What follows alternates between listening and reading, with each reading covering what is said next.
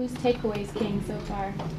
Who's takeaway king? I don't know. I think Daryl and James have been pretty back and forth as far as corners go. Right now, Mike Adams has done a good job. I think, had a second one yesterday with the tip. But as a whole, I mean, the promising thing is we've all been able to get our hands on the ball and had a lot of opportunities.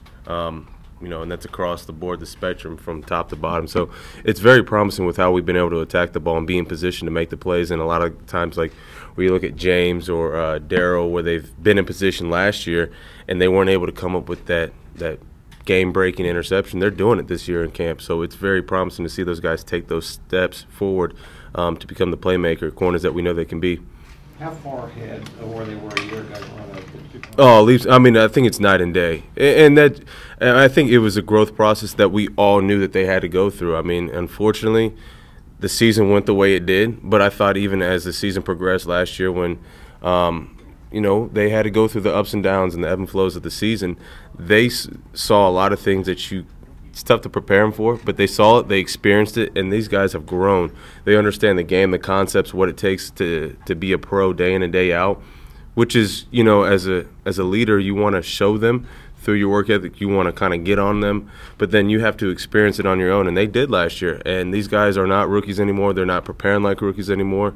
They're definitely not playing like it anymore. So I'm excited to see them really take that next step and see what they can become. Even without Samuel out there, how noticeable is the uptick in speed on the other side with Shepard and McCaffrey and Graham and some of these guys that could really fly? Like Greg Olsen. I mean, I'll tell you what, Greg's one of the fastest guys. I tell you what, the offense is very exciting. And the multiple looks that they give us as a defense, it's challenging to really match up with all the pieces. And when you talk about Christian McCaffrey, I mean, this guy can do it all. And what what is asked of him in offense, it's amazing that he's been able to kind of regurgitate this offense pretty quickly. This is what it seems like on defense. Now, who knows if he's messing up, but he's making it look nice if he's messing up. But really, you look down the line, even Fozzie, I mean, they're really utilizing a lot of the playmakers that they have. And then obviously when Samuels comes back, he's just going to be another dimension that he's going to add a wrinkle to this offense. But even with Funch and KB, those guys are really holding it down on the outside, and it's opening up the lanes for a lot of the playmakers on the inside, like Greg, Christian, all those other guys that are coming in through the middle. They're putting a lot of pressure on everybody on the whole defense. Just from a sheer speed factor, is it immediately noticeable though? I mean, speed is speed. It's how you can use your speed, I think, is the hardest thing. I mean, you can't just put a track guy out there and tell him to run deep. I mean, that's easy to cover. It's kind of like a fastball. If you see a fastball over and over again, you're going to be able to time it up and hit it. It's the off speed. It's being able to change direction. It's being able to manipulate the defense the way you want it to. And I think that's what this offense is really evolving into is they have the pieces and the makeup to be able to run the up-tempo, run it slow down, hit you with one formation, out of the same personnel, hit you with a totally different formation. And it's really tough right now for us to kind of get a hold on what they're trying to do at all times. So I think that's going to be the next step that this offense is taking is really we're going to hit you from every single direction. And it's not just about the speed. It's how you use the guys that you have and really put them in position to make the most plays. And that's what I've seen so much out of the training camp. Behind KB, Funch, and Russell, there's a cluster of young receivers trying to kind of break out of the pack a little bit. Has anyone stood out to you so far? I think Bird is a guy that I think, if given the right opportunity, is a guy that can succeed. And I think Burson, a lot of times people overlook what Burson does on a daily basis, but I think he's one of the best route runners that we have. And one of the smartest wide receivers that we have as far as just, being able to play every position, what I've seen. And really the intangibles that he brings on special teams and all that stuff. But really, I think it's good that you have a lot of young competition. You got Duke out there. You got Key, who's really evolving as a wide receiver. And then, Ross needs to get back healthy to get back out there. But he made some plays before he went out. And then actually recently I've seen Clay. Clay's made a lot of deep ball plays. It's a slew. And I think what you'll see over these next probably 2 weeks is that game 1 and game 2 is, all right, you did it in practice. Can you do it in a game? And I think that's really what really shows the guys that, are professionals is, yeah, you can do it out in practice, but when the lights are on, when you're actually called upon to make a big play in a big-time situation, are you going to do it? They're going to get a lot of opportunities out there, so these guys will be evaluated on every single play. What does a guy like that have to do to make this roster? Be himself. I think it's the easy thing to say, but it's harder to do. Just be yourself. Do what you did in practice and do it out there on the game field. And I was actually talking to Duke because Duke sits next to me in team meeting, and he was getting so jittery for the game. He's like, I'm getting ready. I'm like, dude, just relax. Just relax. Because really, it's no different. And really, we hope as a defense we're giving you the best look that you're going to see. I don't care who you play. We're going to give you, as a defense, we feel like we're the best defense out there. So hopefully it should be easier when it comes game time.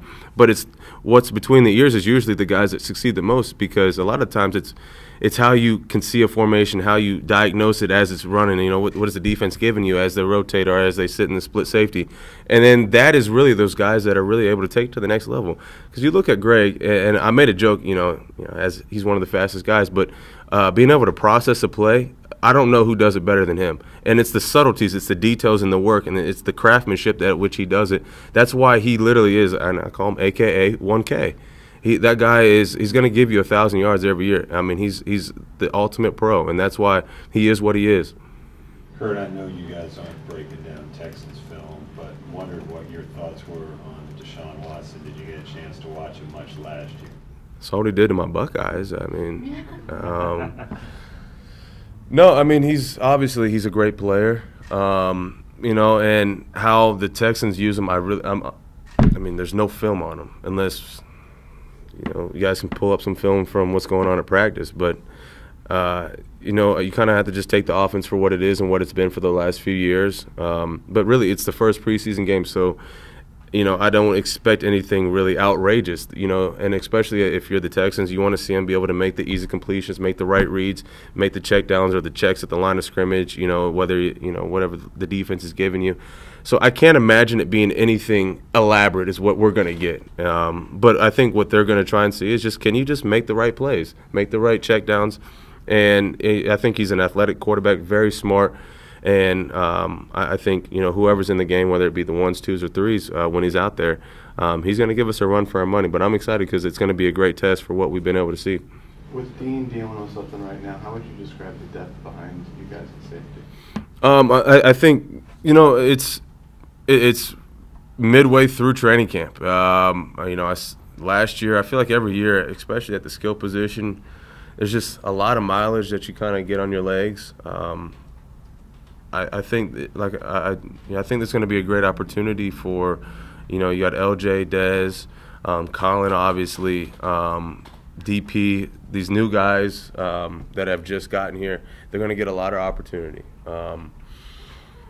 We have to be able to find another guy to be able to come in, or two guys that, if Mike and I go down, or knock on wood, but we have to be able to – I think it's very key to have the depth at every single position, because the season's long. You never know what's going to happen. And when you revert back to like 2015, where I was out for a game, Trey came in and he got an interception. Or Khalil went down and we had, I think at the time Gino and Fernando come in. You have guys that come in at every position, and there should not be a drop-off. And this is a great opportunity. I think these guys that are behind us at safety, they have everything that it takes. And like I said, it's between the ears. It really is. As a player, you just kind of overthink things a lot of times, and that's what puts you out of position. So I think I'm trying to help them understand everything that it entails. Just slow it down in your head. It's what you've seen year in and year out. So just play your game and just make the plays that come your way. You said about the processing speed with Greg. You think that applies to you and describes your game in some ways? I hope so. I hope that I'm somewhat of a smart player and being able to process things. But, I think the great thing that I'm trying to do is really get the feedback from like Greg or a lot of the coaches. What has an offensive guy seen, prior to pre-snap? What am I tipping?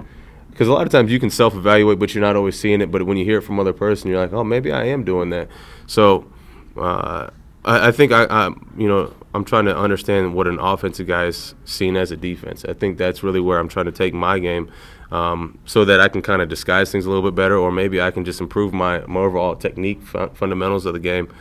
But yeah, I think it's important for every position, but especially when you're in a key role where you're trying to put guys in the right position, make the right plays as a DB, Mike linebacker, a quarterback, and Greg with the tight end system, and especially in this system, they're asked to do a lot of different things. Kurt, Captain was so familiar with so many guys here, but you didn't play with him. You guys didn't cross paths. You had gotten hurt. That's incorrect. Minnesota. Or Minnesota. Well, so what's it been like playing with him again here, and what do you think he's brought to?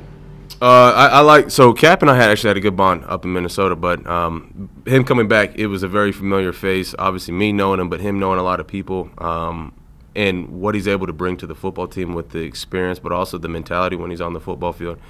He brings the right nature that we want to have. We want to be able to be violent, as far as we're going to set the tempo on our side of the ball, and he's a guy that he's going to play with a lot of grit, and I think. Outside of the fact that he's the Carolina Panthers leading guy for touchdowns returned, he just has that nastiness that you want in a DB to set the tone. You come across the middle, you come across low, we're in man-to-man coverage, I'm going to get my hands on you. And he's going to be very physical with you. Even with the stature that he has, he plays big. And that's why I think him and I relate a lot. We're going to play bigger than what we are. Kurt, correct me if I'm wrong on this. I heard in passing that many years down the road from now, you'd like to be a football coach? You may have heard a snippet of that. It's not exactly true. I love being actually a coach. My dad was a coach, is still a coach. It's in my blood to be able to help. I think the joys that I get is being able to see the successes of other people. And, yeah, it is something that I would love to do. But with that being said, which you might have not heard, there's a lot of hours that require to be a coach, especially at this level or the college level.